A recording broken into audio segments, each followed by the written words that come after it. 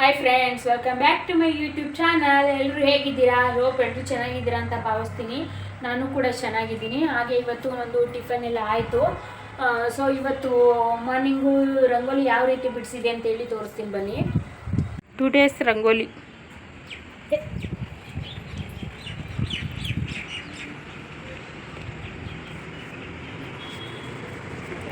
ಇವತ್ತು ತಿಂಡಿಗೆ ಅವರೆಕಾಳು ಪಲಾವ್ ಮಾಡಿದ್ದೆ, ಹಾಗೆ ಮೊಸರು ಬಜ್ಜಿ. ನನ್ನ ಮಗ ರೆಡಿಯಾಗಿದ್ದಾನೆ ಸ್ಕೂಲಿಗೆ.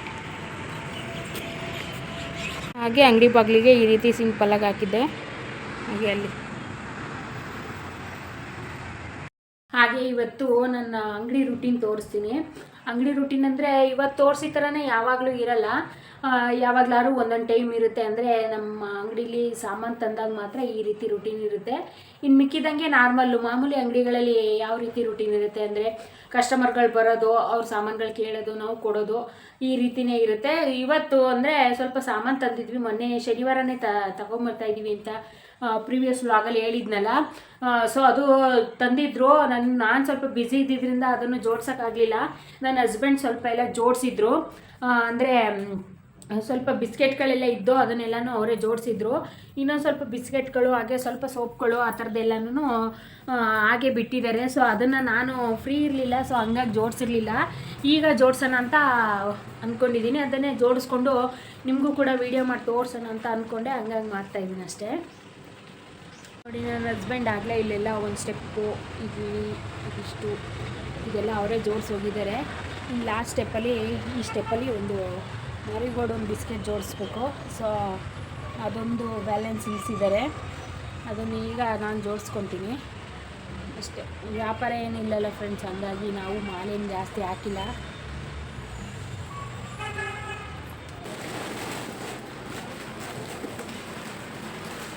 ನಾವು ಅಂಗಡಿಗೆ ಮಾಲೇನು ಜಾಸ್ತಿ ಹಾಕಿಲ್ಲ ಫ್ರೆಂಡ್ಸ್. ಯಾಕೆಂದರೆ ಈಗ ಆಲ್ರೆಡಿ ಕೆಳಗಡೆ ನಮ್ಮ ಮನೆಯಿಂದ ಕೆಳಗಡೆ ಸೈಡು ಮರ ಎಲ್ಲ ಕರ್ಕೊಂಡ್ಬರ್ತಾ ಇದ್ದಾರೆ. ಅಂತ ಆಗಲೇ ಈಗ ಮರ ಎಲ್ಲ ಕರ್ಕೊಂಡ್ಬರ್ತಿದ್ದಾರೆ ಅಂದರೆ ಇಲ್ಲಿ ಬಂದೇ ಬರ್ತಾರೆ. ಸೊ ಹಂಗಾಗಿ ನಾವು ಜಾಸ್ತಿ ಏನು ಮಾಲ್ ಹಾಕಿಲ್ಲ. ಸಣ್ಣ ಪುಟ್ಟ ಅಂದರೆ ಈಗ ನಾವು ಹಾಲು ಮೊಸರು ಮಾಡೋದ್ರಿಂದ ಈ ಬಿಸ್ಕೆಟು, ಸಕ್ಕರೆ, ಈ ಥರ ಕೆಲವೊಂದು ದಿನಸಿ ಐಟಮ್ಗಳು ಕೇಳ್ತಾರಲ್ಲ. ಸೊ ಹಂಗಾಗಿ ಎಮರ್ಜೆನ್ಸಿ ಯಾವ ಮಾಲ್ಗಳು ಹೋಗ್ತಾವೋ ಅಂಥ ಸಾಮಾನುಗಳು ಮಾತ್ರನೇ ನಾವು ತಂದು ಜೋಡಿಸ್ಕೊತಾ ಇದ್ದೀವಿ. ಇದೆಲ್ಲ ದೇವಸ್ಥಾನಕ್ಕೆ ಹಾಗೆ ಸಿಂಪಲಾಗಿ ತೊಗೊಂಡ್ಬಂದ್ವಿ. ಬಿಸ್ಕೆಟ್ ಐಟಮ್ ಎಲ್ಲ ಹೋಗ್ತಾ ಇದ್ದಾರೆ.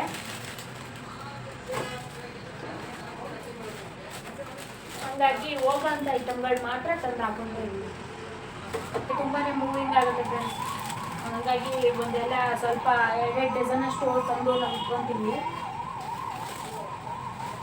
ಒಂದು ವಾರನೂ ಬರೋಲ್ಲ. 2 ಡಜನ್ ತಂದರೂ ಒಂದು ವಾರ ಬರೋಲ್ಲ, ಬೇಗ ಖಾಲಿ ಆಗುತ್ತೆ. ಇವು ಮಾತ್ರ ತರ್ತಾನೆ ಇರ್ತೀವಿ.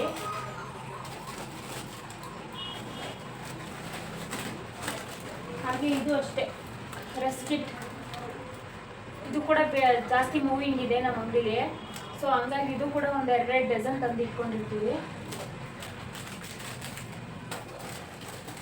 ಸಣ್ಣ ಪುಟ್ಟ ಸಾಮಾನುಗಳು ತಂದಾಗ ಮಾತ್ರ ಈ ರೂಟೀನ್ ಇರುತ್ತೆ.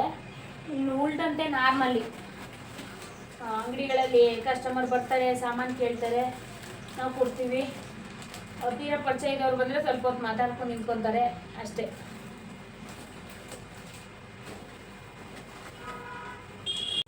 ಹಾಗೆ ಕೆಲವೊಂದು ಸೋಪ್ಗಳು ಕೂಡ ತಂದಿದ್ವಿ, ಅದನ್ನು ಹಾಗೆ ಜೋಡಿಸ್ಕೊತಾ ಇದ್ದೀನಿ.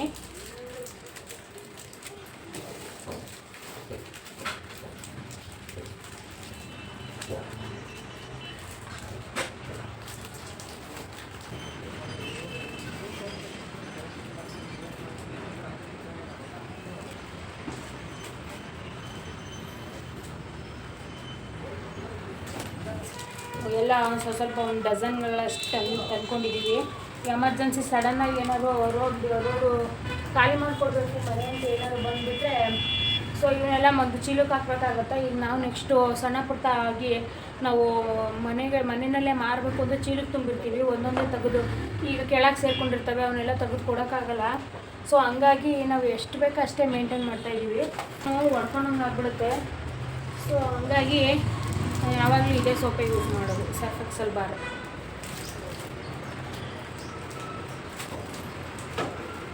ಪುದೀನ ಸೊಪ್ಪು ಇದು ಕೂಡ 1 ಡಜನ್ ತಂದಿದ್ದೀವಿ.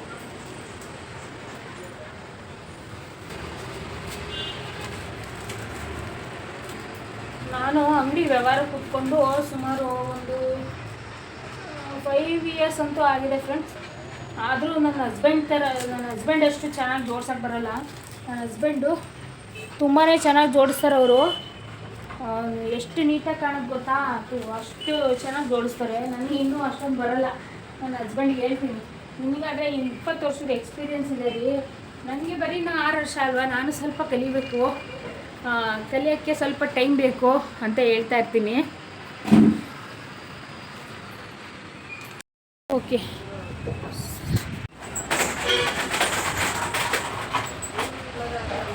ಈ ರೀತಿ ಜೋಡಿಸಿದ್ದೀನಿ. ನನ್ನ ಹಸ್ಬೆಂಡ್ ತುಂಬ ಚೆನ್ನಾಗಿ ಜೋಡಿಸ್ತಾರೆ. ಅವರು ಮಸಾಲೆ ಐಟಮ್ಸ್ ಆದರೂ ಅಷ್ಟೇ, ಅವ್ರು ಜೋಡಿಸಿದ್ರೆ ಎಷ್ಟು ನೀಟಾಗಿ ಕಾಣ್ತಾ ಇರುತ್ತೆ. ಬಟ್ ನನಗಿನ್ನೂ ಅಷ್ಟೊಂದು ಚೆನ್ನಾಗಿ ಜೋಡಿಸ್ಲಿಕ್ಕೆ ಬರೋಲ್ಲ. ಸೊ ಈಗ ಬಂದಂಗಂತೂ ಜೋಡಿಸ್ಕೊತೀನಿ.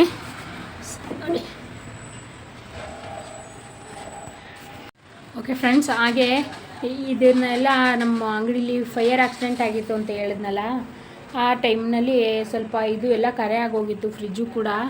ಆವಾಗ ಇದು ಮೋಸ್ಟ್ಲಿ ಶಾಪ್ಸ್ ಏನ್ಕೋತೀನಿ, ಶಾಪ್ಸಲ್ಲಿ ತರಿಸಿ ಈ ಸ್ಟಿಕ್ಕರ್ನ ನಾವೇ ಇದ್ರ ಮೇಲೆ ಅಂಟಿಸಿದ್ದು, ನಾನು ನನ್ನ ತಮ್ಮ ಸೇರಿಕೊಂಡು. ನೋಡಿ, ಇದರೊಳಗಿನೇನಿಲ್ಲ, ಜಸ್ಟ್ ಹಾಲು ಮಾರ್ತೀವಿ. ಹಾಗೆ ಕೆಳಗಡೆ ಮಾತ್ರ ನೋಡಿ ನಗಬೇಡಿ, ಇದರಲ್ಲಿ ಮನೆ ಐಟಮ್ಸು ಸ್ವಲ್ಪ ಇಟ್ಕೊಂಡಿರ್ತೀನಿ. ಇಲ್ಲಿ ಮೊಸರು ಇಟ್ಕೊತೀವಿ, ಅಲ್ಲಿ ಮೇಲ್ಗಡೆ ಮನೆಯದು ಕೆಲವೊಂದು ಐಟಮ್ಗಳು ಮತ್ತು ಕರ್ಬೇವಿನ ಸೊಪ್ಪು ಆ ಥರದ್ದೆಲ್ಲ ಅಲ್ಲಿ ಇಟ್ಟಿರ್ತೀನಿ. ಇಲ್ಲಿ ನಾರ್ಮಲಿ ಇದು ಸಣ್ಣ ಡಬ್ಬಿ ಅಂಗಡಿದೇನೆ, ಬೇಗ ಡ್ರೈ ಆಗಿಬಿಡುತ್ತೆ ಅಂತೇಳಿ ಫ್ರಿಜ್ಜಿಗೆ ಇಟ್ಕೊಂಡಿದ್ದೀನಿ. ಕೊತ್ತಂಬರಿ ಸೊಪ್ಪು, ನಿಂಬೆಹಣ್ಣು, ನಿಮ್ಮ ಕೆಳಗಡೆ ಸಣ್ಣ ಮೊಸರು, ಇಷ್ಟೇ ಗೈಸ್, ಇನ್ನೇನಿಲ್ಲ. ನಮ್ಮ ಅಂಗಡಿನಲ್ಲಿ ನಾವು ಈ ಸಿಂಪಲ್ಲಾಗೆ ಸಣ್ಣದಾಗೆ ಮೇಂಟೈನ್ ಮಾಡ್ಕೊಂಡು ಹೋಗ್ತಾ ಇದ್ದೀವಿ. ಓಕೆ ಫ್ರೆಂಡ್ಸ್, ಇದಾಗಿತ್ತು ನನ್ನ ವಿಡಿಯೋ ನಿಮಗೆ ಇಷ್ಟ ಆದರೆ ಮರೀದೆ ಲೈಕ್ ಮಾಡಿ. ಹಾಗೆ ನನ್ನ ಚಾನಲ್ನ ಸಬ್ಸ್ಕ್ರೈಬ್ ಮಾಡಿ. ಈಗಾಗಲೇ ಸಬ್ಸ್ಕ್ರೈಬ್ ಮಾಡ್ಕೊಂಡಿರೋರಿಗೆ ನನ್ನ ತುಂಬು ಹೃದಯದ ಧನ್ಯವಾದಗಳು. ಹಾಗೆ ಸಬ್ಸ್ಕ್ರೈಬ್ ಮಾಡಿಕೊಂಡು ಪಕ್ಕದಲ್ಲಿ ಕಾಣೋ ಬೆಲ್ ಬಟನ್ ಕೂಡ ಕ್ಲಿಕ್ ಮಾಡಿ. ಯಾಕಂದರೆ ಬೆಲ್ ಬಟನ್ ಕ್ಲಿಕ್ ಮಾಡೋದ್ರಿಂದ ನಾನು ಅಪ್ಲೋಡ್ ಮಾಡೋ ವಿಡಿಯೋ ಫಸ್ಟ್ ನೋಟಿಫಿಕೇಷನ್ ನಿಮಗೆ ಬರುತ್ತೆ. ನನ್ನ ವೀಡಿಯೋಸ್ನ ಮೊದಲು ನೀವೇ ನೋಡ್ಬೋದು. ಹಾಗೆಯೇ ನನ್ನ ಈ ವಿಡಿಯೋ ಬಗ್ಗೆ ನಿಮ್ಮ ಅನಿಸಿಕೆ ಅಭಿಪ್ರಾಯಗಳನ್ನ ಕಮೆಂಟ್ ಮೂಲಕ ತಿಳಿಸ್ಕೊಡಿ. Thanks for watching. ಮತ್ತೆ ನೆಕ್ಸ್ಟ್ ವಿಡಿಯೋದಲ್ಲಿ ಸಿಗೋಣ. ಸ್ಟೇ ಟ್ಯೂನ್, ಬಾಯ್.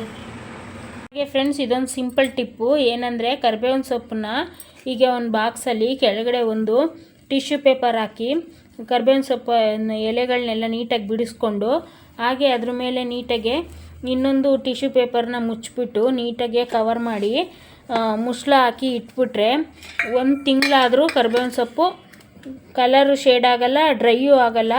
ನಾವು ಹೇಗಿಟ್ಟಿರ್ತೀವೋ ಹಾಗೇ ಇರುತ್ತೆ. ಇಷ್ಟ ಆದರೆ ಒಂದು ಲೈಕ್ ಕೊಡಿ.